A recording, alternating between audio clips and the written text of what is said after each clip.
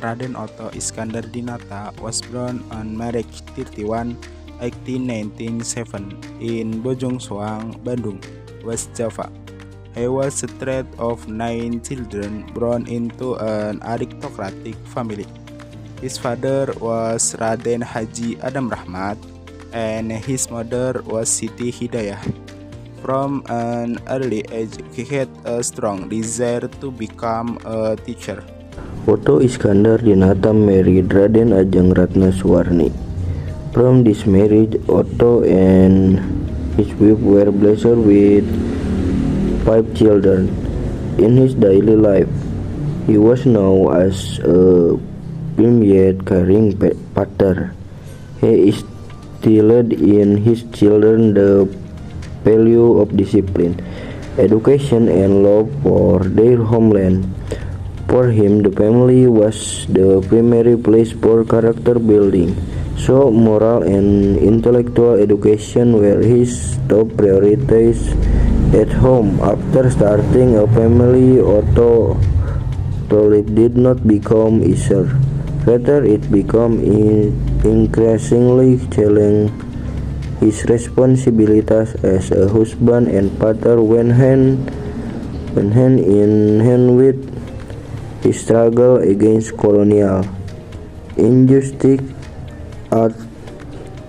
Although he was often busy with organizational and political activity, he still made an effort to be present for this family. Otto Iskandar Dinata received his elementary education at the Hees Holland Island School, a dark language school for indigenous people during the Dark Age Indies period. He then went on to the Quick School Teacher Training College, which prepared him to become an educator.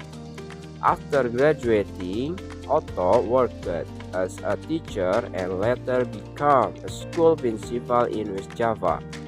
He did not pursue higher education, but his experience as an educator shaped him into a moving leader who was close to the people.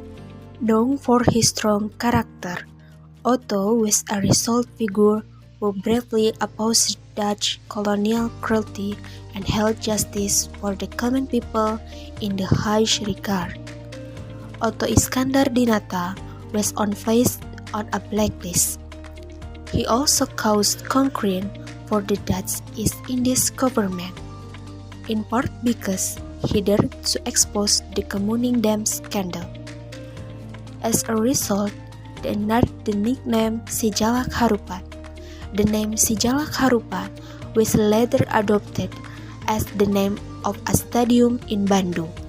Otto Iskandar Dinata was inspired by the writing of Eduardo Deca, which exposed the inequality of colonial society and condemned the policies of the Dutch East Indies government that harmed the Indonesian people, such as social and economic discrimination against the indigenous population, while serving as a member of the Volksraad, the colonial era People's Council, from 1923 to 1931. He vocal critique and injustice, including opposing a 10% pay cut for civil servants due to the economic crisis, challenging police abuse of power, advocating for the land sharing of Indo and indigenous people, and demanding educational links for indigenous people.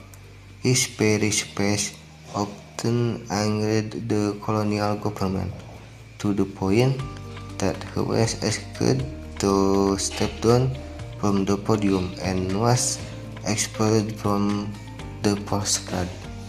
Otto Iskandar Dinata tirelessly fought for the rights of Indonesian people through his speeches in the Volksraad, such as women's political rights, the right to education for the indigenous people, improving the lives of farmers and workers, and opposing discriminatory police. He was the first to popularize the slogan Indonesia Merdeka, shortened to Merdeka, which became a symbol of the struggle for independence. And he exposed the Communindam broadcast perpetrated by Dutch businessmen to protect the people. He is nicknamed a non-cooperator among cooperators, reflect his struggle even within the colonial system. Otto Iskandar-Dinata has been active in Budi Utomo (BU) since becoming a teacher in Pekalongan in 1925, where he served as past chair of the Pekalongan branch and as a member of the Gementer representing BU, drawing the attention of the local community. Previously, he had also served as vice chair of the BUS Bandung.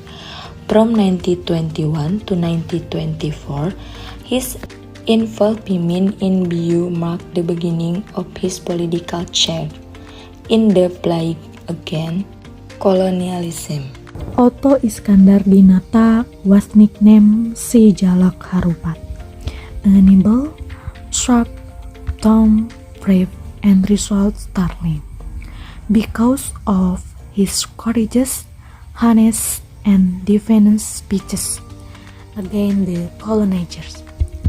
Even though this risked his exclusion from the Volksraad, he was known for his vocal defiance in defense of the indigenous people, which led to his being blacklisted by the Dutch. The 1930 marked the peak of his political career, characterized by a series of significant achievements. A major turning point came when he was elected the Volksraad People's Council in 1930 as a representative of the Paguyuban Pasundan organization.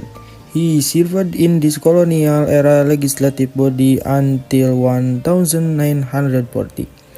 This achievement was inseparable from his role in Paguyuban Pasundan, where he served as chairman from 1929 to 1942, making him of the most influential figures in the organization during the 1930.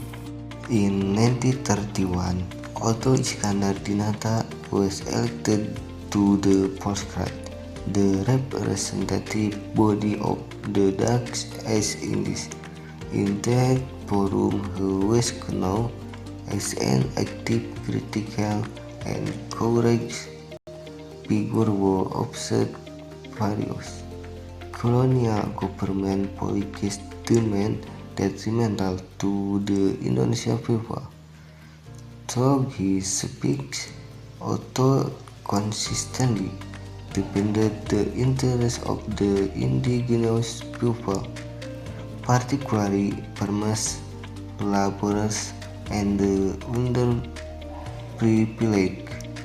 He demanded improvements toward a more just social and economic order. His courage in preaching the people's aspirations amidst colonial dominance earned him the nickname Si Jalak Harupat, reflecting his firmness and bravery in fighting for the truth. By teaching at several schools including his Banjarnegara, Bandung, and IMS Muhammadiyah in Jakarta, where she also served as principal.